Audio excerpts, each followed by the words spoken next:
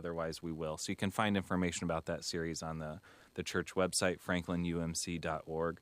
I will say as of the recording of this radio show, we are having issues with our website and the homepage. The homepage is giving us trouble. However, the rest of the site does work.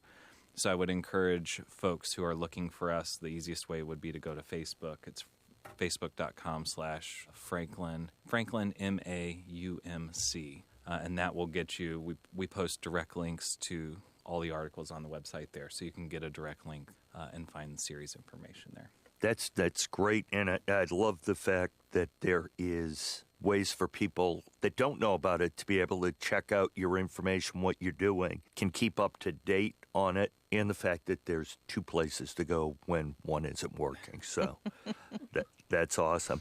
Let's next go to Rabbi Tom. And Rabbi, obviously, as always, great to see you. How were your holidays? I know you had an exciting trip. I did. Thank you, Jay. So we the synagogue and I got through. You. There we go. Much better. Hi. Should I begin recording then? Yes, please. Yes, Tyler. Thank Recording in progress. Great. Good evening, everyone. My name is Pat Gallagher. I will call tonight's meeting of the Conservation Commission to order. Just a couple quick announcements before we get started with our scheduled discussion on the Open Space and Recreation Plan. Due to the ongoing concerns over COVID and other seasonal ailments, we will continue to be meeting in a hybrid setting. That means if you would like to attend in person at Town Hall, you're welcome to do so, or you can participate via Zoom. If you'd like to do so, you can go to the Zoom website or application, and the meeting number is 818-8172-1973. Again, it's 818-8172-1973. You can also go to the phone number 929-205-6099. And again, same meeting number, 818-8172-1973. So thanks everyone for joining us tonight. If you are in chambers or participating with us like I am via Zoom, appreciate you being here for our, this I think will be our third session of these informal stakeholder discussions for the Open Space and Recreation Plan. Tonight we have with us, I think, although I'm not sure in person or on Zoom, but Franklin School Superintendent Lucas Giguere. So Lucas, thanks for being with us. Thank you, sir. Okay. And Chairperson Gallagher, I shared an electronic version of the handout I'm giving to folks that are in person today on your committee, so hopefully you received that. Perfect. Yep, I've got that as well. Okay. So thanks for sending that. Sure. Let me just get that to you. So while you get set up, I actually have a couple other just quick administrative points. So I'll just continue to Thanks very much. to blab about those. So for anyone listening in, we have a few just organizational points. One is that I believe, is it on Monday, Brika, that the survey will go out? Yes. So this coming Monday, you will hopefully, we'll be sending out and opening for responses a townwide survey that's looking to get information on, what folks are, what your hopes and desires are for open space and recreational space in the town of Franklin. And, I think, we spent a lot of time along with Ryan Jetty putting together this survey and think it, is going to be very comprehensive, and having all of your input is going to be extremely helpful and informative as we put together and start drafting and sharpening our pencils on the 2023 plan. So that is the first point of business. And then I think also want to just mention, again, we are having these stakeholder sessions. These are not public hearings, but are open to the public. And these are stakeholder sessions that we're holding to coincide with our normally scheduled every other week Conservation Committee meetings. There will be 3 public hearings as part of the open space process. The first of those is coming up later this month on February 21st at 6 p.m. And would encourage anyone who would like to register public comment or discuss the planning process to attend, and that will be either in person. Believe that we are hoping to do so at the Franklin Senior Center or via Zoom.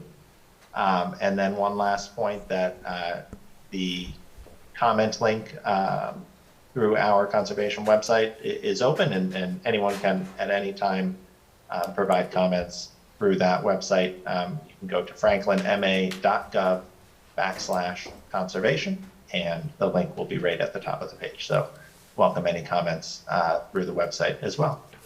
So now I'll hand it over to Lucas, and thanks again for being with us tonight. Great. Thank you for having me. Good evening, everyone.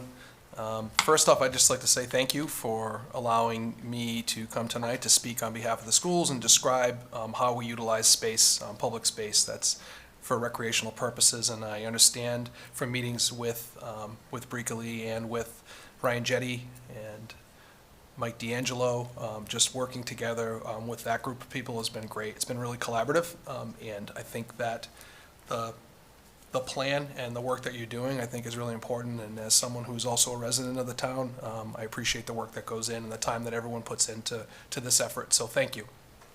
I handed out basically an inventory to just kind of walk through how are we situated within Franklin regarding our school system. So basically, Franklin is comprised of 10 schools. We're located on 6 properties across town. And on these properties, with regard to open space, they include school playgrounds with equipment. They include playing fields. They include courts and whatnot. And we can go through each of those at each of the sites just so that we're clear with that. But ultimately, they're utilized by our students, our athletic programs, our town recreation department. We have club teams in town that also utilize some of those spaces, along with the parks that we have within town, and also the public are using these spaces. So with that said, I have a 2-page document. On the back, I just took some screenshots, Google image, just to give context. So if we're talking about a space on the front page and you needed to look, it was just a reference point to kind of point out the spaces and how we organized it. So to start off, we have 2 of our elementary schools, or independent schools, not connected to a complex where there's a middle and an elementary. The first on this list is the John F. Kennedy Elementary School. That's the parcel size. I pulled this data from the open space and rec plan from 2016, but verified that with our town facilities director as well. It's situated on 15 acres, and it's located on Pond Street for those who may not know. And it includes a playground with the equipment. We have a recreational field with a baseball backstop there and a basketball hoop on the back of the property. We have Parmenter Elementary School on Wachusett Street. It's situated on a 20-acre piece of land, which includes playground equipment. We have a recreational field as well with a baseball field, and there's also a basketball court. I would distinguish that because a court having 2 hoops for a full-time game. There's also a walking trail I didn't list, and Mr. Jetty reminded me of that today when we talked about, you left the walking trail off, and I apologize, but I think he might have mentioned that during his presentation. At Keller Elementary, that's a complex school. So Keller Elementary and Annie Sullivan Middle School are connected as one building. They each contain their own gymnasium. You'll notice gymnasium is listed as an indoor facility. I put that on there because we do share usage around with like town rec and whatnot, but ultimately all of our schools have those. So at Keller, we have a playground and we have a recreational field, and there's a softball area at Keller. I distinguish that from Annie Sullivan because of just of where the schools are located. So as you're looking at me, or if you're on TV looking, Keller is here, Annie Sullivan's here. So the softball field's on this side of the property, and down below, as you first enter the Keller driveway, you'll notice a field there. A soccer field is typically one of the uses of that. So those exist on that complex and that property. The next complex is the Jefferson Elementary and the Remington Middle School. That's off of Washington Street as you drive back. And ultimately, I did the same thing and situated it and tried to figure out what was in proximity, just for clarity for this purposes. But I would say if you're a parent of a Jefferson student, you might utilize some of the spaces. It's an open space in Remington, and our complexes share all outdoor spaces in general. So the playground equipment and the recreational fields are listed there. There's also a football area, practice area, and a baseball field. And then I designated Remington as having a basketball court, once again, closer to the Remington Middle School side of the property. And it also includes recreational fields for soccer and softball. Oak, Horace Mann, and our Early Childhood Center are all located in the same complex. And on Oak, we have a playground and a recreational field. Horace Mann, I designated another recreational field and a basketball court just to distinguish. And then the Early Childhood Center has its own playground in addition to the one that Oak has on the front end. You may, if you've been to that complex in that area, as you walk from from Horace Mann down towards the high school stadium, you'll notice there's a playground and some hoops on the side. Those are what I'm referring to, just for context. And finally, we have Franklin High School, which is basically a connected property. The whole property is 71 acres. So if you think about it, there's no break from Horace Mann to the high school. It's all one property that's connected. And in the middle, between the two, is our stadium, as you know. And I'm saying this to folks that live in town, so I know it seems like I'm not assuming you don't know, but I'm just trying to be as clear as possible. We have a stadium. We have home and away bleachers. We have a track, 2 turf fields. One's located within the side of the track, and one is outside over by the Franklin High School parking lots. There's another turf field. We have 2 baseball and softball fields, basically situated on the other side of the property near Panther Way, as you enter almost near the ice rink in that area. And there's some recreational fields as well. Indoor, we have a gymnasium, and there's a walking track that's situated above the gymnasium, basically overlooking. Once again, on the backside, just highlight some of these. Certainly electronically, if you search it, you can find better. But just to highlight, the top left is the Franklin High School, and you can see what I mean by the 2 softball and 2 baseball. It's a cloverleaf design, basically, is what they call that. And that's how you're able to accommodate the fields as they were designed that way. We also have a tennis court. It's the blue tennis court, which I need to add as I'm talking to you. I realize I left that off, and I'll update this electronic document so that it has all the information. I think we can cut you some slack. Okay, thanks. So that concludes just basically my opening remarks, just to provide some context, and I'm happy to answer any questions that you have. Great. Thanks, Lucas. And sorry, just want to recognize, looks like we have Denise Spencer, chair of the school committee, with us as well. So Denise, thanks for joining us tonight. Lucas, I know that you have limited time tonight, so wanted to, Sure. I think just see if we can highlight if you have any particular priorities, especially in the nature of kind of capital type work that you're looking at over the next few years, and then also want to hand off to Brika if you have anything in particular that you wanted to flag. Sure. I would say our visiting bleachers and the Franklin High School Stadium are not ADA compliant as far as allowing people to access those on the visitor side. We do have compliance on our home bleachers. All the way up to the press box is a ramp that allows for that. That's one area I think I would point to. The other thing, facilities has been really dedicated to helping us with our playground equipment to make it more accessible as we continue to evolve, and we've been chipping away at that. When we think about our elementary schools, where you find playground equipment, looking to try to create spaces like at Jefferson and the ECDC and Helen Keller, trying to create the rubberized pads that make it easier for mobility. Some of our other spaces, I think, in the future, if I had to prioritize, would be to try to create more accessibility to the degree that's possible.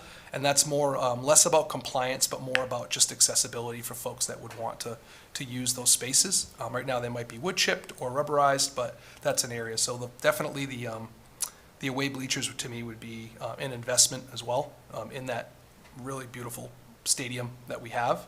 Those are original bleachers that predate the build of our new high school. So they've been there for a bit.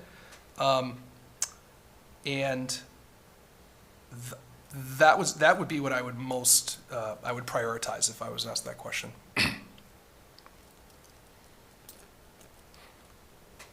Great, thank you.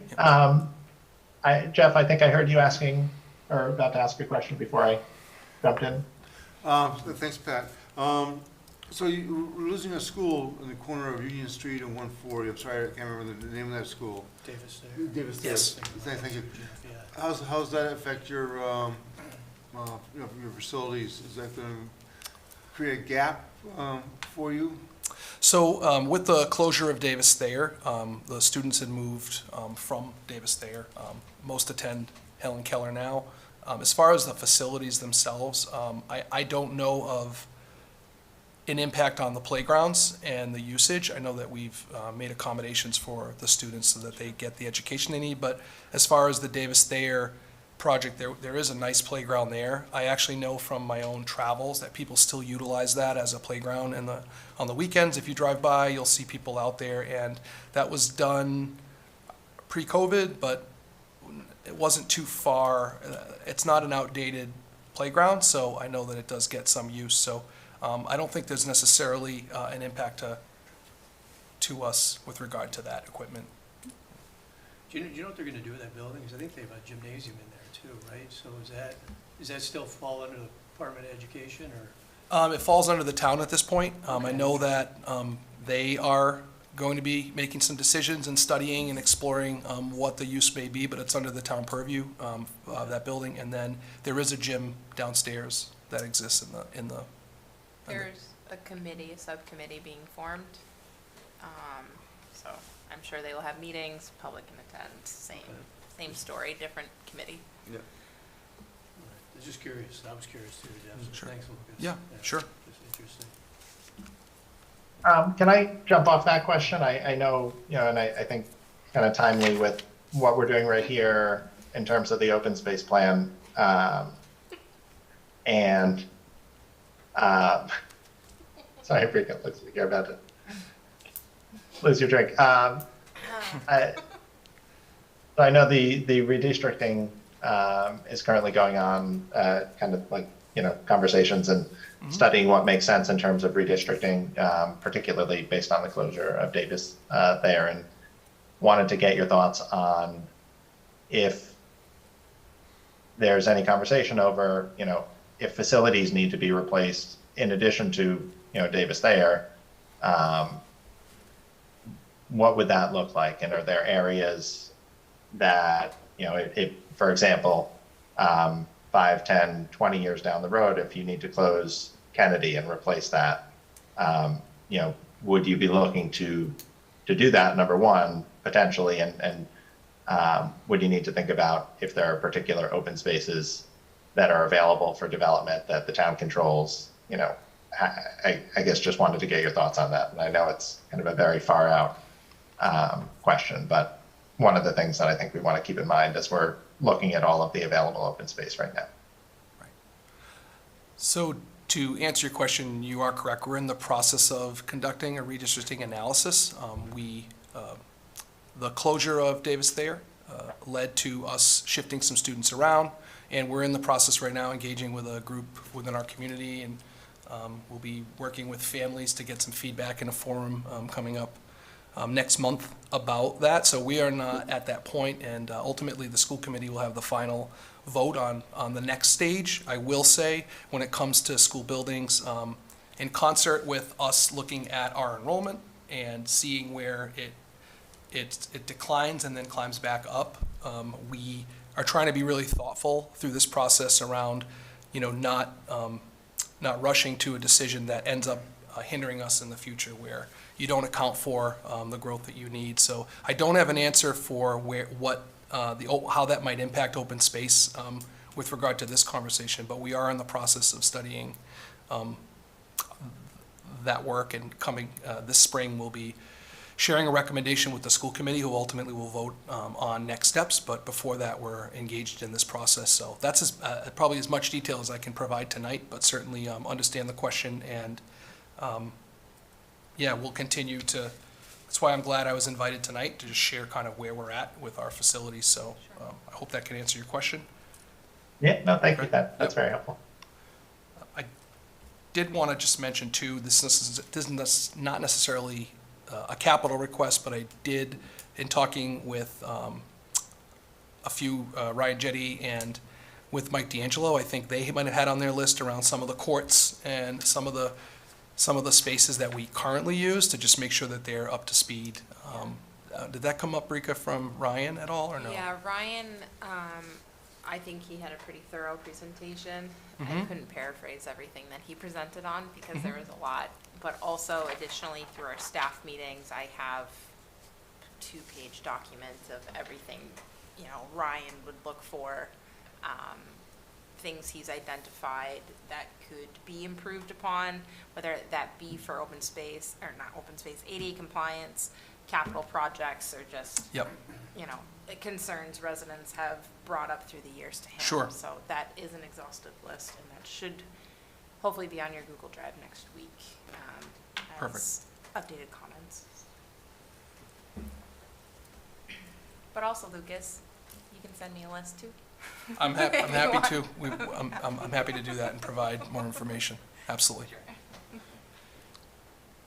Are the tennis courts in good shape? I thought Ryan had mentioned something about that. From my understanding, they're fairly new in the context of spaces, because if you think the school was built, the tennis courts went in right after the initial high school was built. I was an assistant principal. I had an office back there where you could see when they were doing the construction, and we already had kids in the building. So I do need to touch base with him, because I'm not sure if he brought that up, if there was some work that needed to be done to them, I have but a vague recollection of it. I can find out and report back. I Look think back you at the mentioned meeting some minutes, cracks too. were starting Okay. to form, as I Yeah, recall. yeah. That was what I thought, but I didn't want to misquote, so I definitely can confirm. I can look back at the minutes too and look at his list. Let you Mhm. know. Would you say that the facilities are sufficient for the needs of your school sports and whatever else you use it for? I mean, yeah, yes, I want to advocate for the spaces we use in the district, and certainly say that, I think we should continue to look at our playgrounds and look for ways to upgrade them over time. And we've done that. I think we've started to do that in certain areas. Jefferson has a fairly new upgraded playground with some accessible playground equipment. That's definitely the trend in towns that are cognizant of that and trying to move that forward. I think that's something that I would recommend and support.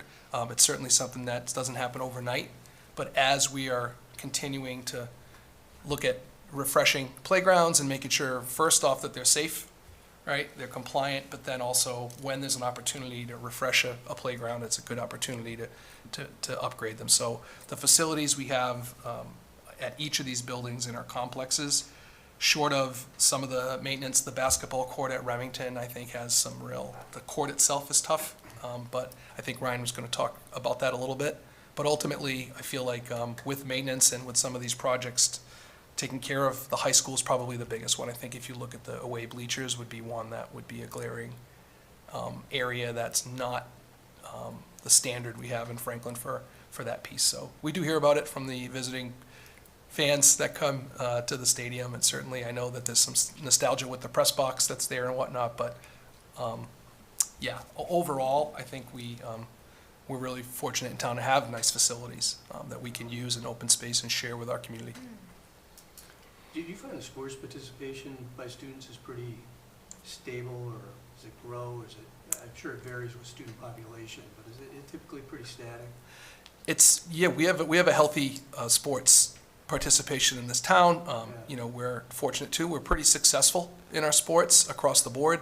Just thinking about from the youth up, all the way up, and certainly at the high school level, we're Dalton Award winners, which means we have the highest winning percentage of all varsity sports combined. We've had that award multiple times. We have a phenomenal facility with regard to the high school and the athletic department.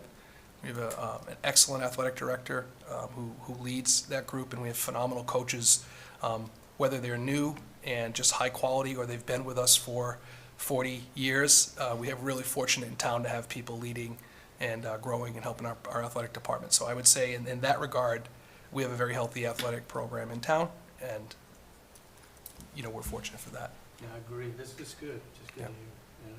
Sure. I agree. Lucas,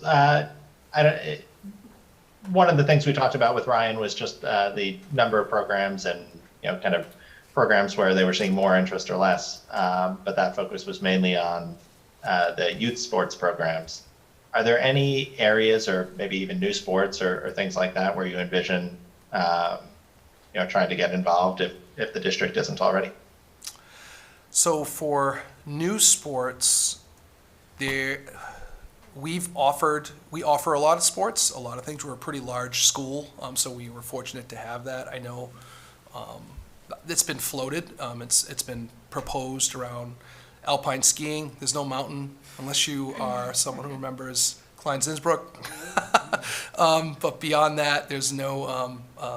We don't have a facility for that in town, obviously, but a lot of schools will, if they engage in that, you go to a mountain and you have practices. That's been brought up. Nothing has been formalized or whatnot as far as new.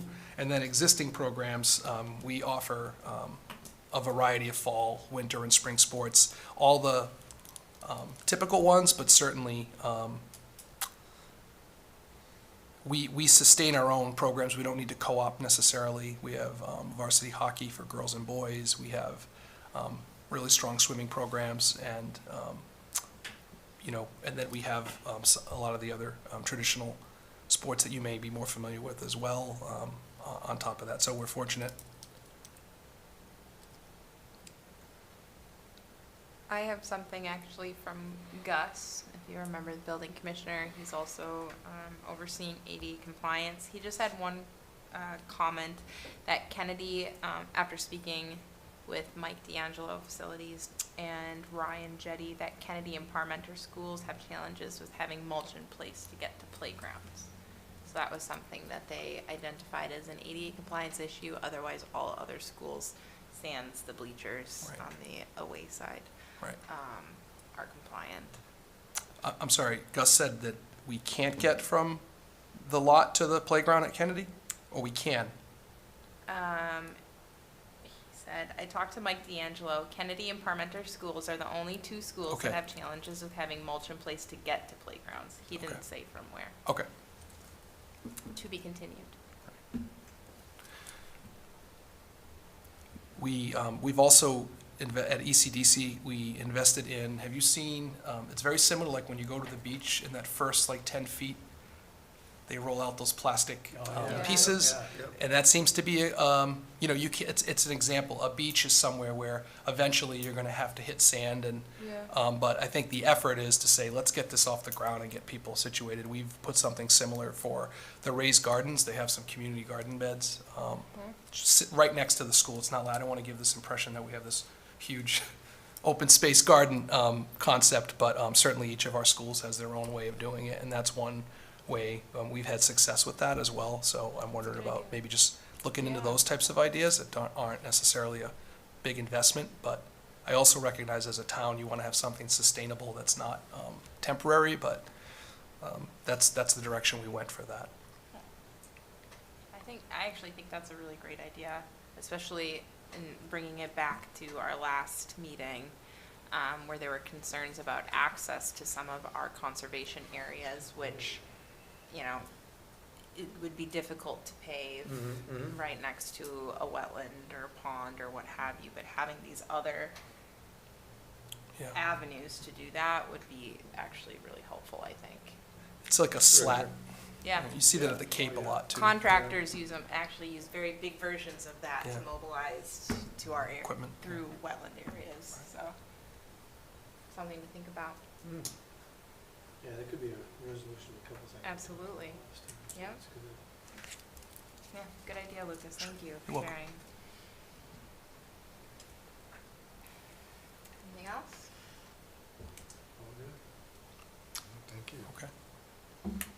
I'm happy to update that document, just to make sure that we include the walking trail and the tennis court. I'll make sure I check with you, Brika, and Yeah. we can go from there, and I'm happy to answer any questions you have along the way if you want to pass them through Breaker or whatever's more convenient. And once again, I appreciate the time and being involved in this process, and I'm excited as a superintendent, but also as a resident for the future in Franklin and what ends up becoming of all this. So thank you. Thanks for coming in the time. Lucas, thanks for coming in. Really appreciate it, and we'll continue to keep you in the loop because I think a lot of these conversations hinge around the schools and school properties. So definitely would love for you to stay involved. Thank you very much. I appreciate that. Thank you. Thanks, Lucas. Okay. Thank you. Have a good night. You too, thank you.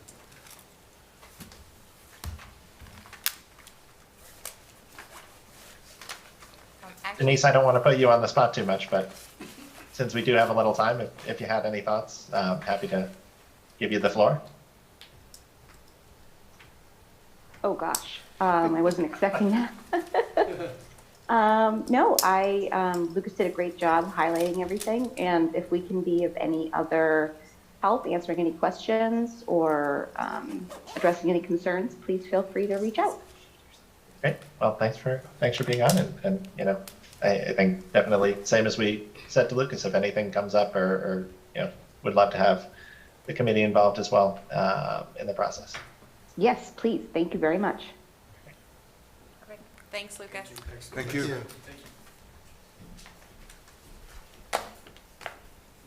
I did ask him Pretty to good. send me the mats, information on the mats, because I think that'd be something either through our department or, a collab with Ryan Jetty. I think that'd be, easy to knock out of the park. No pun intended. And then partially solve the problem, we have an adult car. That's what I was thinking. So, yes and no. I think it would help with deeper access. I receive a lot of, not a lot, but maybe once a month, residents writing in about the slopes. And I understand, and we're doing the forest stewardship plan. But as we all know too, being a permitting agency, it's really difficult to permit for stabilizing or mowing down those slopes, especially since they're hills at this point.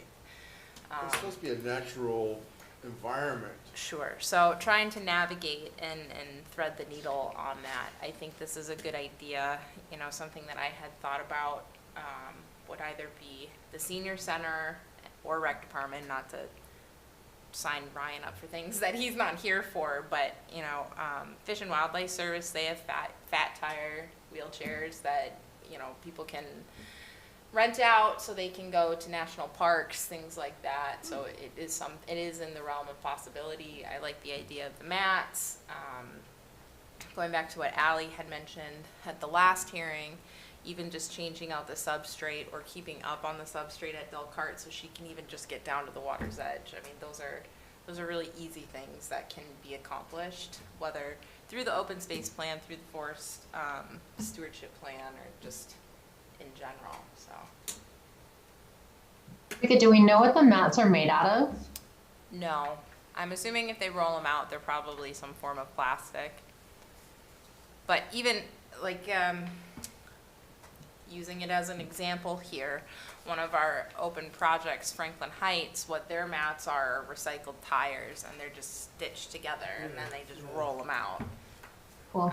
So, I mean, if they can make them big size for cranes and all sorts of other equipment, I'm sure there's something smaller.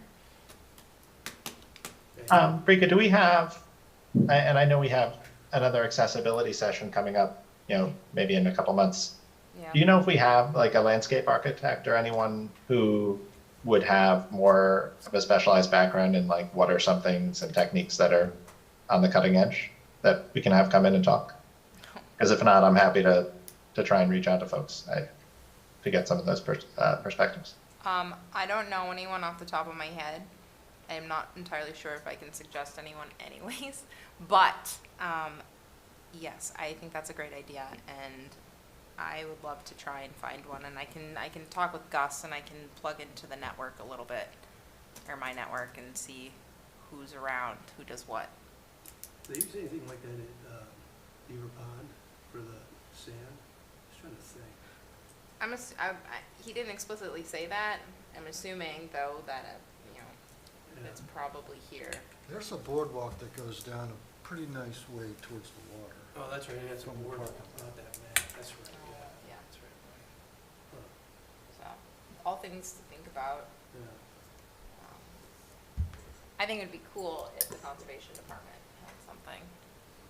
I would love conservation department to have programming. I digress. Well, we'll support you. Yeah, thank you. I mean, nature photography, nature painting, all sorts of things, right? Winter foraging, list goes on and on. But I'm not here to put my opinions into the open space plan, so I will shut my mouth.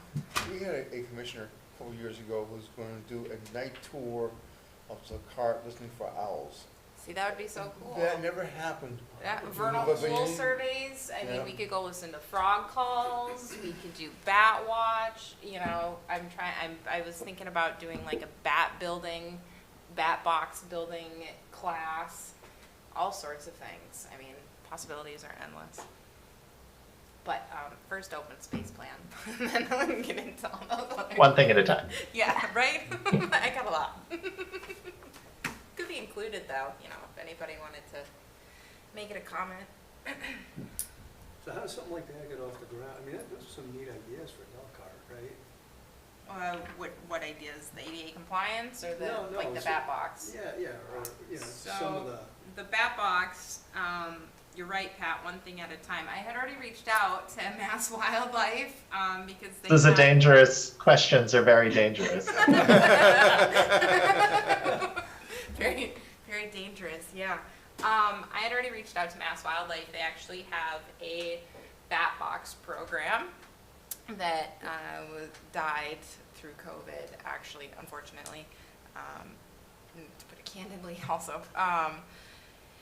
Where they would donate bat boxes to municipalities or residents, and then they would become the citizen scientist, and they would go out, they would survey, they would do everything that, I would do, we would do, to track species, to track white nose syndrome, things of that nature. But unfortunately, they lost their funding. And so those bat boxes aren't available. I reached out to at least see if we built our own bat boxes here in Franklin, if we could be a part of that program. And they said yes, but our boxes would have to be stamped by Mass Wildlife, and we would have to go, I don't know where in Mass we would have to go to get them stamped, but it's not here. It's not even local. So then I thought, well, we could just make our own program. I wonder if we're having a big enough event though, Brika, if we could request someone to come out for it to stamp them, if we have enough people coming to That's a make good bat idea. boxes and to make it worth their while. That's actually a really good Wouldn't hurt idea. to ask the question.